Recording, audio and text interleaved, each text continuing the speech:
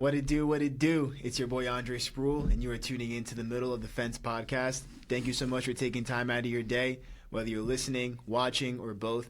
As I like to say, time is the most valuable thing on this earth because we can spend it, we can't make it back. So as always, thank you for your time.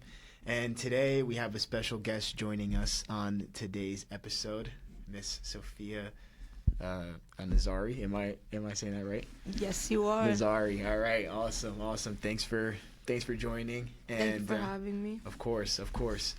And so, Sofia and I, we actually go to the same gym. So for all those that haven't followed me for some time and see my 5 a.m. videos going into the gym, she's already in there putting in that work. And when I go into the gym personally, as you know, I'm all about business. So I don't really talk to a lot of people, which I need to get better at, but I'm just all business. But you really grind and put in the work, and that was like the first thing that I noticed. And you were someone that I spoke to, and just off of your story and all that, I just feel like you're gonna really benefit our audience. So welcome on to the show, and whenever you're ready, we can get started. Thank you so much, Andre. Yeah, I'm ready whenever you're ready. All right, let's do it.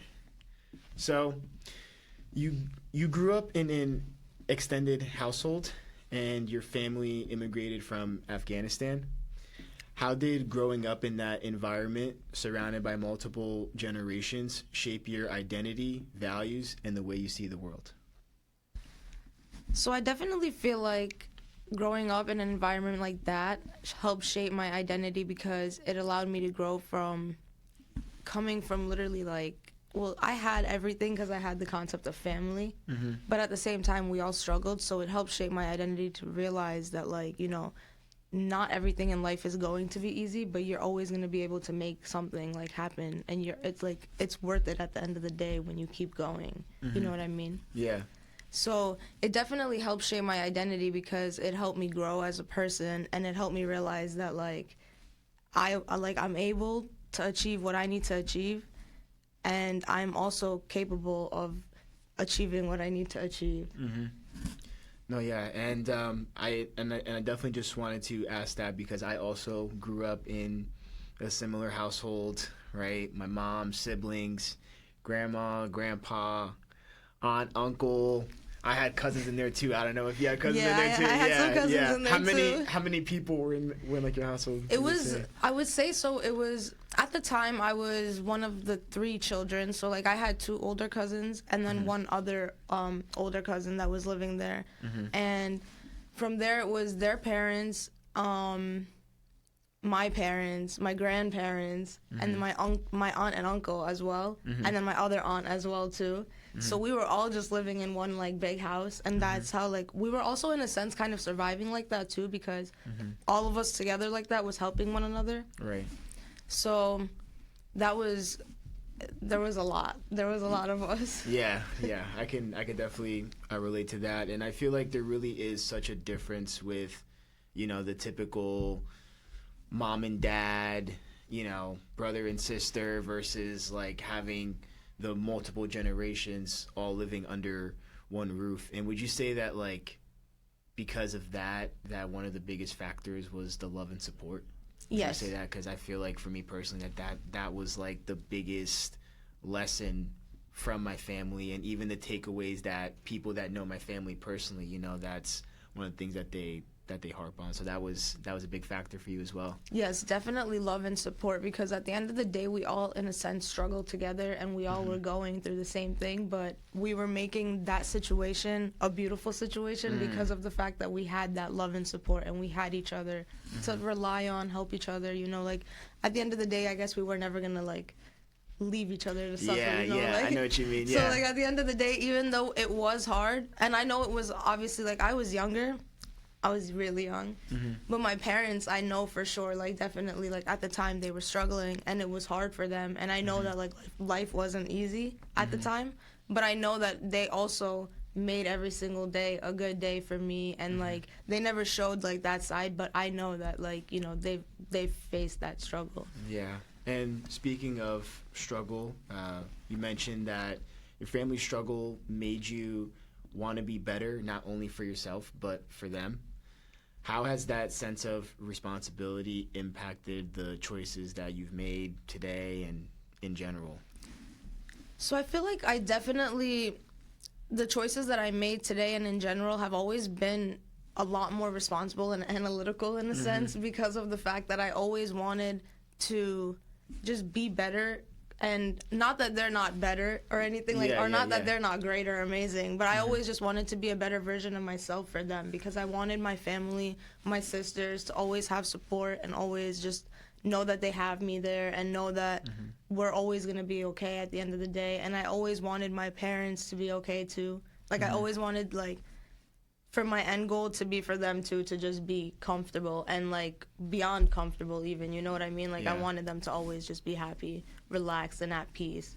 Yeah, definitely. That's awesome. I can certainly relate to that. So would you say that like your upbringing was more tough terrain than Affluent Acres? Yeah, I would definitely say that, because of the fact that I feel like in a sense I grew up a little younger, because I'm sure you probably have too as well, because of the fact that we just had like our whole family around us, like the different generations, like you see so many different sides of it, and then you also like going through struggle and everything like that, you see that also like has a big like role in it too. Definitely. And on this show, one thing we explore is duality and how two worlds can shape one person.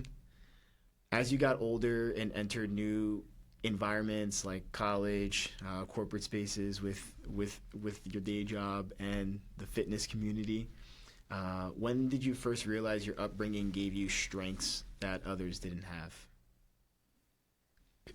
I realized that actually, to be honest with you, I realized that earlier in life when I felt like I had like a little bit more confidence compared to some people. Not like confidence in the sense where I was going around bragging about myself. Yeah, like brash and like cocky. Yeah, like none of that. I'm the shit. Yeah, I'm the shit. None of that. But it was more so like I was capable of like, you know, like not really like standing up for myself, but more so like I was always able to I was always able to communicate, and I was always able to speak to people, and like from there, like I never really had that fear, like versus like when I would see other people, like they would be like too shy or too weary to like ask for certain things, or like just even like simply like just take that extra step. But I feel like I always was like, you know what, like no, like if I have to take it, like I have to take that extra step, you know, to get to where I need to be, or to get to like my goals. Yeah, that's actually really, really powerful stuff right there. I was the complete opposite, honestly. Like, even though I grew up in an extended household, it was a lot of strong like personalities, and I was more of like the quiet, reserved, you know what I mean? Like, but I learned through that, you know, for me personally, that was a form of trauma by doing that. And, you know, so I wasn't able to find my voice per se until later in life, more so like my mid to late 20s, I would say. So it's pretty funny to see like the complete opposite with that. And like I mentioned when the show kicked off, we met at the gym. Yes. Obviously. So I want to delve in and shift gears with that. So people may not be able to tell by looking at you, for those that are watching, but you've actually been through quite the health journey, right? So at one point, you know, you've been vulnerable about the fact that you were gaining weight, treating your body poorly, and not being able to get yourself to stop, even though you knew it was harming you. Yes. What was the exact moment where something clicked and made you want to make those changes? And also, you can give a little further background on top of that. Yes. So I actually used to be overweight. I was very overweight, and I was not treating my body properly the way that Andre mentioned. I was eating terribly, and you know, I was also intaking the wrong liquid calories, and I was just not taking care of my body. I wasn't physically moving around. I wasn't doing anything every single day. And so that's the first part of it. The second part is, this is actually a very, very coincidental story. Mm-hmm. So like I was actually hanging out with my friend it was November 29, 2023. It's literally like I still remember the date and everything because of like how like impactful it was to me in my life, you know? So I was sitting with my friend. We were actually in my friend's car, and I was just sitting there, and I was like, oh my God, like, I just need to change. Like, in my mind, I was in my own head. Like, we were hanging out, talking and everything, but I was in my head the whole time. Like, I was like, something has to change. Like, something needs to change. But, like, it didn't click to me just yet in that exact second. And then I started, like, to just sit there and continue to think. And I was just, like, randomly, I was sitting there, and I was just like, I'm going to go to the gym tomorrow. Yeah. Like, I was just like, I'm going to go to the gym tomorrow. Like, I told my friend that. My friend looked at me, and she's just like, okay, like, that's not a bad idea. Like, you should start. Like, why not? Like, you know, do it if it's good for you. Yeah. And I was like, I'm going to do it. And I actually, like, literally the next day, I woke up, and I was like, all right, I'm going to eat healthy today, too. And I'm not going to be, like, I'm just not going to, like, go into my old ways. I'm going to try to change. Like, I was like, it's gonna be really hard, and I'm gonna have to make a lot of sacrifices, because I used to go from eating fast food like all the time to, and also like drinking soda and all that stuff, just on top of that, like the sweet tooth and all that. So I used to go from eating all that to like telling myself this one day, like, you can't eat this anymore. Yeah. Like, it was like no trial and error. I just told myself, like, you just can't eat this anymore. Yeah. And then from there, like, I was like, okay, I'm not going to eat this anymore. And then I started to, like, work towards my journey. That's awesome. And, you know, this is your time to, you know, pop your shit with all due respect. So, you know, if you want to share, you know, how much weight that you've lost and how many miles you're running, because that is a fun fact, is that, you know, for those that follow me, I was training for a little bit to, like, He's a runner right here. He can run. He can run. I don't know about all that. He's a runner. Yeah, so for me personally, right, I was always into sports and an athlete growing up. But like the turning point for me that made me want to change like my habits, mine is kind of on like the comical side, but so my weight was always up and down. Like, so in college, for those that don't know, I tore both my ACLs. So I went into college weighing 145 pounds, literally like 145, 150 pounds. And then I got all the way up to like 200, a little like slightly north of that as well. And you know, so it was always just up and down. And then in 2020 I was, you know, close to 200, out of shape, wasn't working out, was, you know, just like you mentioned, like the drinking, you know, I was smoking as well, not eating healthy at all, and if I did cook something, it definitely was not on the healthy side. And because I played on the college basketball team where I went to school at, shout out Wilkes University. Shout out Wilkes University. Go Colonels. There was an alumni game, actually, and this is funny because this happened, like, you know, the universe and God really work the way that, like, they're supposed to, because this happened, like, a week or two before the COVID shutdown, right? So there was an alumni game, and got invited to play in it, and after running up and down the court for 2 minutes, I felt like I had to throw up. I was like catching my breath. I was trying to catch my breath, and I almost like threw up. So, and this was like 2 years after I graduated. So after like that moment and having to like tap my head to like sub out 2 minutes, you know, after 2 minutes of being on like the court, I was like, man, this is not okay. This is not okay. So then the shutdown happened. So I literally worked out 6 days a week from where I was at, lost like 50 pounds. I was like super duper skinny. And then from there, like, that's where my health and fitness journey really started taking off, of like challenging myself to, you know, gain more weight in a good way, lean out, and go through like the different phases of that. So Yeah, mine was because I was out of shape and was finding it hard to keep up, and almost threw up. But all jokes aside, And now you're running miles too, and like training for like the marathons and everything. Like, look at you, Yeah. First time I ran double digit miles, I was like, oh my gosh. I was like, I literally couldn't have even thought that it was possible, and and here we are. That's exactly actually how I felt as well too. When Yeah. I first ran double digit miles, I was just like, whoa, like I did not, like I was like, wow, I'm like stunned with the fact that I was capable of doing this, because I never in my life would have been able to imagine that I could have done that, Yeah. So it really actually shows that like we have a lot of potential that we just don't know about, and if we actually push ourselves and we do what we say we're gonna do, we're capable of doing it. Yeah, absolutely. And it really comes down to that mental shift. Yeah.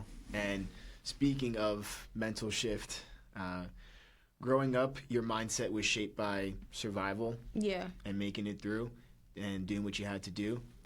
At one point, did your mindset shift from surviving to intentionally building? And how did that change the way you approached your health and your life? So I feel like I still sometimes live in that survival mode when it comes to just like life and fitness, because I feel like in general, like living in America, we're definitely like living in some type of a survival mode. But I feel like my mindset shifting to building more so, I would say it started to happen in 2024 even. Like once I was like 25, I had a whole like different type of a mindset shift where I was just like, okay, like now I actually need to start thinking about not just like right now, but the future as well. Like I was like, when it comes to like having like like property, or just like the concept of being able to own something, and like, just, and with the health journey and the fitness journey, I was like, okay, like now I can continue to build from here. Like I've done like, I would start off like in the beginning, I was doing like all my workouts and everything and running like less distance, but now I'm like going farther, like challenging myself and everything more with that. So like I always wanted to like, now what my goal is to continue to build in just like different like ways, like whether it's like career wise, whether it's like sport wise, or like health and fitness, or if it's just like family, just being able to help out more and stuff like that, be able to like own things if you want, like in the future, just building that foundation to be able to be set. Absolutely. Very, very powerful stuff right there. And follow-up question to that, looking back, do you think your biggest transformation was physical, or was it an identity shift? And how did changing the way you see yourself change the way you show up in the world? So I know that a lot of people will, like, that see me now, that have known me in the past, will probably think that like maybe I've definitely had a crazy physical shift, because I was like almost pushing 200 pounds myself too, and I'm actually weighing in at 111 right now. Oh, actually, wow. Yeah, I got weighed out like 2 days ago. Okay. So that's what's up. Congrats to you. Thank you. Yeah. So I feel like for me though, I definitely think that the whole identity shift and the mindset shift was a lot more like powerful or impactful. Like I feel like I had more of a change with that too, because not only did I've always felt like I was mature for my age and everything, but I also feel like I gained a different type of maturity like once I like had more of that identity shift, because I started to tell myself like like you can't really worry about everything. Like there's so many things that are out of your control. And also, like, I would tell myself that, like, there's so many things that you're actually capable of doing that you think that you're not capable of doing. Right. So you have so much potential as a human being that you don't know about. And I was like, you have to keep pushing. And, like, I just told myself in the beginning of my journey, actually, I was like, the one thing that you're going to do is, like, just shift your mindset. I said, you're not going to go back to, like, doing any of the old things that you used to do. Like, even if it's, like, something like that's meant to like stop you from like your journey, or like meant to like distract you from your journey, I was like, don't break, like Right. And thank you for sharing that, definitely. And I feel the same way with like the mindset, because that's where it truly starts. You can start taking the small action steps to eventually build up to where you want to get to with whatever your goals are, health and fitness related, career wise, future goals. and things of that nature. But the stories that you held on to, you know, and the ones that didn't serve you or don't serve you, you know, figuring out a way to rewrite those, because we have the power to rewrite the stuff that's happened to us and the stories that we tell ourselves. 100%. And also too, I feel like the biggest thing is how you talk to yourself, like every single day.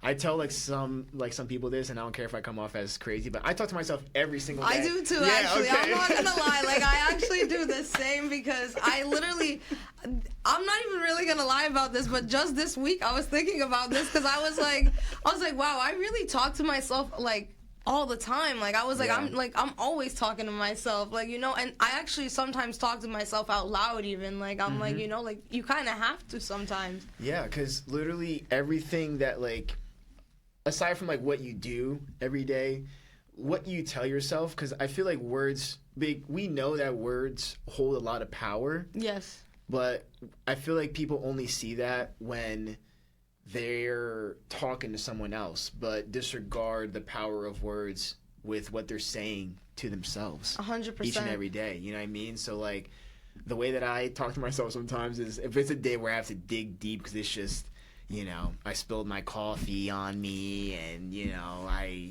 one of those days you get a flat or something like that, but you just, you know, you look in whatever mirror is, like, in front of you, and like, tell myself, like, I'm not gonna let this ruin my day. You know, Yeah. I'm not gonna let one little inconvenience ruin my day. I'm gonna make sure that I still need to do what I need to do, and just figure out a way through. And I feel like with the mental side, like, in general, I don't know if people are. I feel like I don't know if people are going to get better or worse with it. I mean, this is about to go completely in left field right now.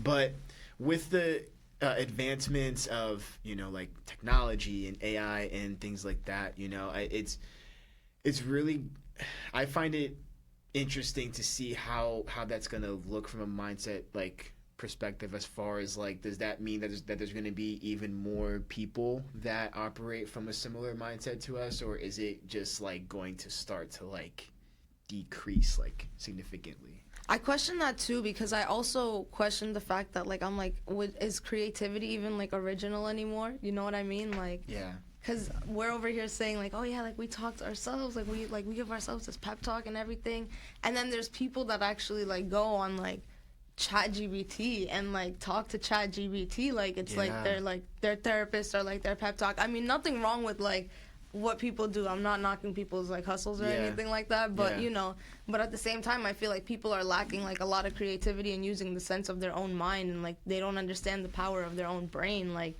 they can actually be able to, like, talk to themselves about certain things, but or, like, they can actually also, like, have the answer to certain things themselves, but they don't trust themselves anymore because they're trusting AI more than they are their own brains. Yeah, and you're spot on with that, and I just feel like what's going to happen is people are going to start to not be able to think for themselves and operate for themselves, because they're reliant on technology to tell it what to do and how to operate, how to think, you know? So, yeah, it's very, very interesting. So we'll see how that. Because I actually even seen on like social media too. Like, some people will be like, yeah, like, I put, like, 1 + 1 in the calculator, and I'm like, come on, like, you should be able to trust yourself. At least with that, you should be able to trust yourself. Like, you know what I mean? Like, I get it. Like, sometimes you have to, like, double check your math and everything. I get it completely. Yeah. But, you know, like, it's like, how are we, like, not relying on ourselves that much anymore? Like, you know what I mean? That it's like we have to input something that basic to, like, technology for it to handle it for us. You know what I mean? Yeah, and that's regardless of what side of the fence that you grew up on. Like, literally, regardless of what side of the fence that you grew up on, you know, that's something that is going to affect everyone equally, definitely. And so you mentioned, like, you mentioned earlier, one of your mantras is to just keep pushing, and never give up. And I'm definitely with you on that. We spoke off air about that being my mindset with this podcast. So So for the keep pushing and never give up, never let hardship stop you, right? If you could sit right across from 12-year-old Sofia today, what would you tell her that she wouldn't believe yet? Honestly, well, the first thing I would say is that you are finally able to do a pull-up at the age of 25. And you're actually capable of running a mile faster than like 15 to 20 minutes. So good job at the age of 25. Like, so just wait a couple years, you know? But I would definitely tell myself, like, with that quote or that mantra per se, I would definitely tell myself that even though like it might be hard, like whether it's like in school or if it's like your first job or if it's like your first car or whatever, even like the first time you get in trouble maybe in like high school or something, whatever, like college, no matter how difficult it gets for you, if you believe in yourself and you have faith in yourself and you work on yourself and you shift your mindset, you are capable of doing it. No matter how much you push yourself, like you're gonna fail too. Like it's not gonna be easy. It might not be easy at all. It might take a long time. It might take years, but you know, you could get there. And you just have to really believe in yourself. That's it right there. I mean, it sounds very simple it is simple to say. Right. It is, and people know that, but like it really does take a lot as far as like the action to be consistent and the mental side of it and having that support system around you to help uplift you, you know, whether it's members of different communities or your family and things of that nature, you know. So I'm definitely with you on that, and that ties into the mantra for this podcast, like right here, you know, like in general. And also with the journey, you described your journey as quote unquote worth it, right? What does worth it mean to you now compared to what it would have meant, let's say, 5 or 10 years ago? So the reason why I said that my journey was considered worth it was because there was like a lot of struggle in the beginning of it, and it was really hard, whether it was like, you know, just the concept of like not only like was it like just school, but in the beginning it was like kind of like a language barrier a little bit, because I was coming from a family that spoke one language, and then here it's like you're speaking English, so like it was a little bit hard in the beginning, but then eventually like I caught on to that. And not only that, so I was able to overcome that, obviously, and then from there, like some of the hardships that we faced as a family and all that stuff, like just like struggling and all, but that was also capable of being like overcome too. And then even the concept of like the weight loss, like the weight fluctuating, never like being like in shape, never like actually like having like the consistency or the discipline to like be able to take care of myself and my body and stuff like that. It was hard in the beginning. Like it was very hard, because like for like a very long time I would always be like, oh damn, like I wish like this, or like oh damn, like I wish like I could like look like this or something like that. Like, but then I was like capable of doing that too. Like it was hard, and it took a lot like of mental sacrifices and like a lot of sacrifices in general. Like you have to sacrifice a lot, but it's hard, but it's worth it. Because at the end of the day, you feel a lot better when you actually take that step to doing something that's like beneficial for yourself, your health, your mind. Absolutely. And so it's been like coming up a lot with this episode about just like your family, like, you know, struggling. So like one thing that I just wanted to ask, and you know, if it's like too much, then you don't need to answer and we can edit it out. But was it mostly like financial struggle, or did the fact that because your family comes from Afghanistan and the fact that US and Afghanistan were in conflict for 20 years, you know, from like 2001 to 2021, so do you think that was also a major factor for things being a little bit of a struggle? So I definitely think that like the financial struggle was for sure like a big struggle, because of the fact that they just all came from like over there to over here, and they were automatically like put into survival mode. Like they didn't know the language, they didn't know like much about this country, like they were not familiar with this place, but they still managed to like work and like not call out when they would feel sick. Like, you know, they would always just be surviving in that moment. And I would definitely say that the whole like political issue with America and Afghanistan at the time too, I think that like growing up like in schools, sometimes like it would affect me when I would hear like certain things about Afghanistan, like, you know, like people would be like saying like, oh, like those, like when I was like younger in elementary school, maybe like very, very young, and I would hear stuff like that, like they would just be like, oh, like they're all terrorists and stuff like that, and I would be like, you know, like not like all Afghan people are like that. Like there's good and bad in everybody, you know what I mean? Everybody. Every part of the world, both sides of the fence. Both sides of the fence, all sides of the fence, there's good and bad everywhere. Yeah. So I would always be like, damn, like, you know, like hearing that, like growing up, like when you're young at first, like, and like you yourself also, like, I mean, being from here, but also like at the same time, like having like immigrant parents from over there and hearing that, you're just like, oh damn, like, you know, like you don't know like whether people like you or not, like when you're young, you know.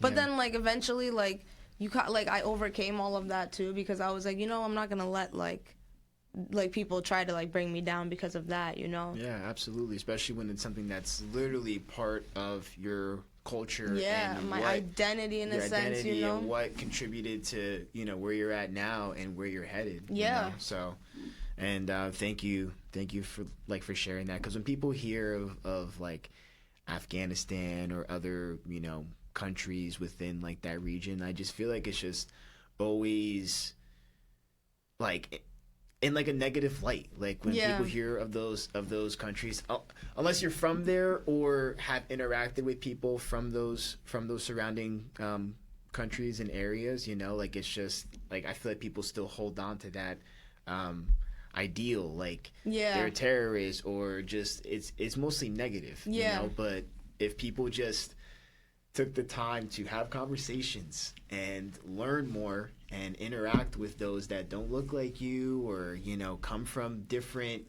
backgrounds and things like that, you know, that's what really, you know, helps us bridge that gap in all aspects.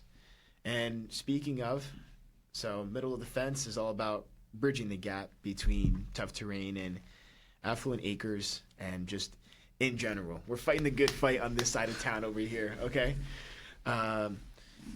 In your opinion, what's one practical way people from tough terrain, affluent acres, or, you know, background, or, you know, different background, races or ethnicities, what's one practical way that people can better understand and learn from each other?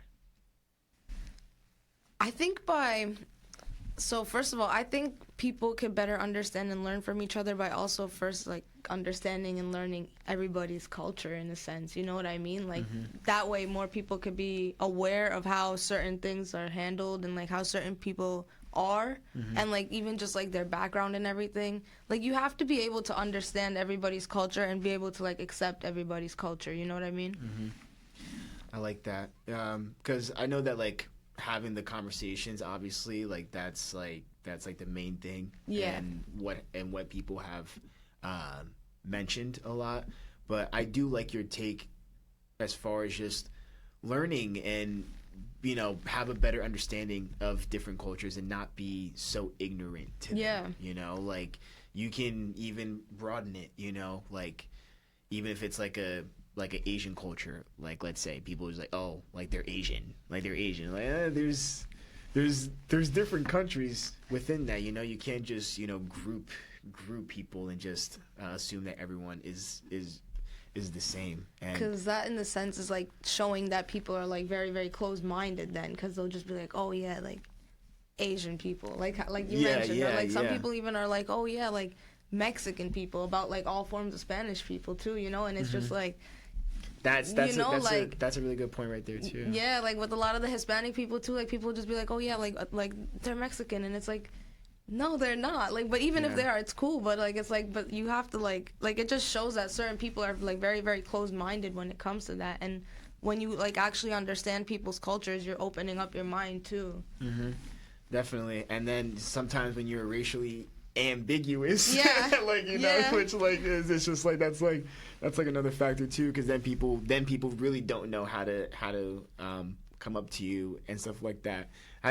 Has that ever happened to you where people like don't know what your ethnic background is? Or it's like yeah, because I actually, like, this is so funny. So many people in the gym come up to me and they'll be like, "Hablas español," and I'm like, I literally laugh too, because I'm like, actually, un poquito, yeah, like I do. Like, let's talk. Like, what do you need? Do you need help? Like,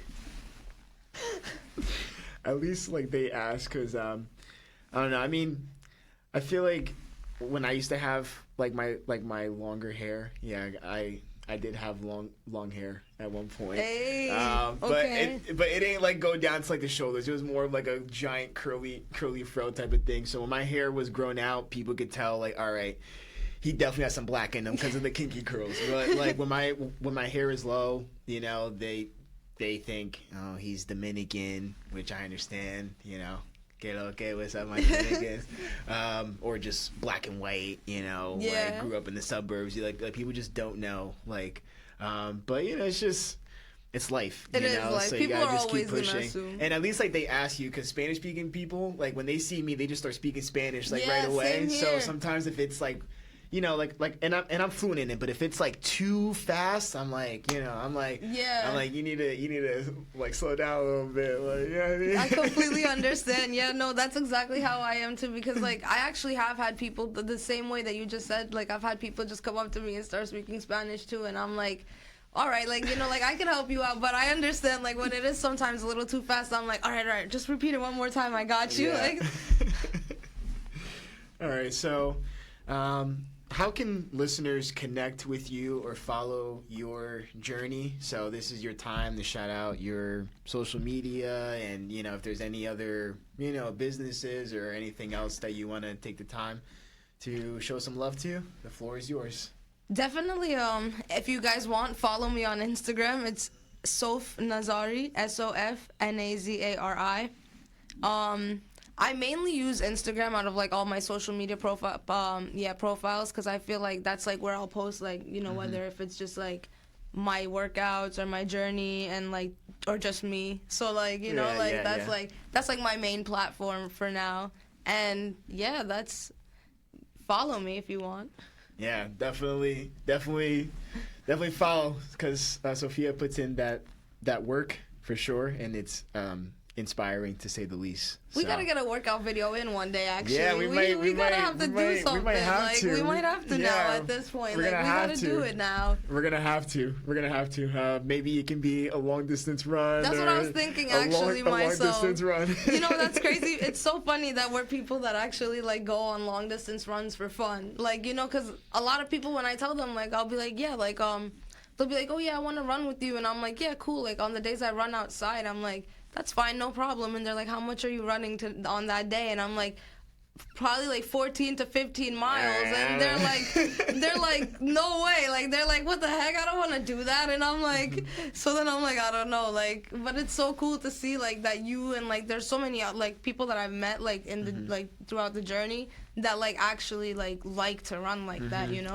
I mean, I'm still. Like the mindset is shifting towards liking running, because for a long time I just didn't, you know what I mean? So whether it's getting a run in or just getting like a standard type of lift into. Yeah, for sure. We might have to do I'm that down. as like a follow up or a lead up to this episode. Yeah, literally a Definitely. new post, a new click, a new clip. Post up on the story with like the new post GIF or GIF, whatever you call Middle it. of the fence, middle of the fence hits the gym. Sofia, thank you so much for being on the show today. Thank you, Andre, for having me. Appreciate you, of course. And if you like this episode, please be sure to continue showing us love on your favorite podcast streaming platforms and on YouTube as well. And as always, no matter what side of the fence you grew up on, we're all more alike than we think. My name is Andre Spruell. Catch you guys next time.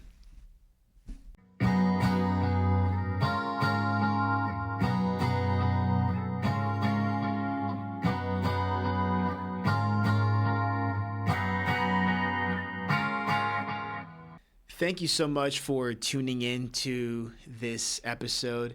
And if you like this episode, please be sure to like, comment, and subscribe here on YouTube and hit the little notification bell so you can be the first to be notified when the latest episode drops. Also, be sure to check us out on your favorite podcast streaming platform as well, Spotify and Apple Podcasts. And again, no matter what side of the fence you grew up on, we're all more alike than we think.